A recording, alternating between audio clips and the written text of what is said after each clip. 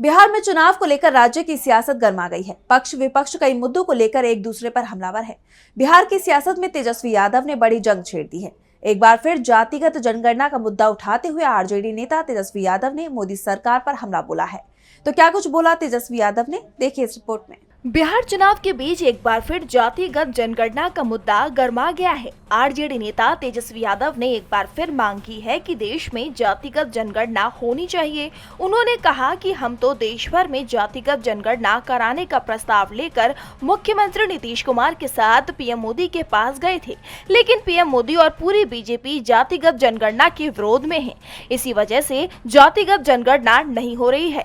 कहीं ना कहीं ये लोग समझते हैं कि जब देश की असली तस्वीर सामने आएगी तो इनकी राजनीति जो हिंदू मुस्लिम पर चलती है वो खत्म हो जाएगी, इसीलिए इसका विरोध कर रहे हैं। आपको बता दें कि ये पहली बार नहीं है जब तेजस्वी ने जातिगत जनगणना का मुद्दा उठाया हो। इससे पहले भी तेजस्वी इस मुद्दे पर मोदी सरकार को कई बार घेर चुके हैं। वहीं अब हाल ही में अपने बिहार दौरे के दौरान कांग्रेस सांसद राहुल गांधी ने भी इस मुद्दे को उठाते हुए कहा था कि कांग्रेस केंद्र में सत्ता में आने के बाद आरक्षण पर 50% की सीमा के नकली अवरोध को ध्वस्त कर देगी। उन्होंने कहा कि कांग्रेस शासित तेलंगाना में भी की गई जातिगत जनगणना के समान ये देश के विकास मॉडल को बदल देगी।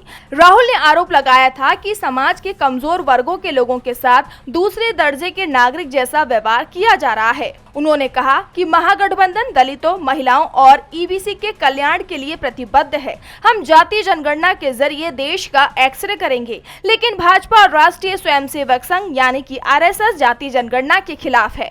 ऐसे में अब जातीय जनगणना के मुद्दे पर विपक्ष एक बार फिर मोदी सरकार पर हमलावर है। डीबी लाइव बिहार की रिपोर्ट।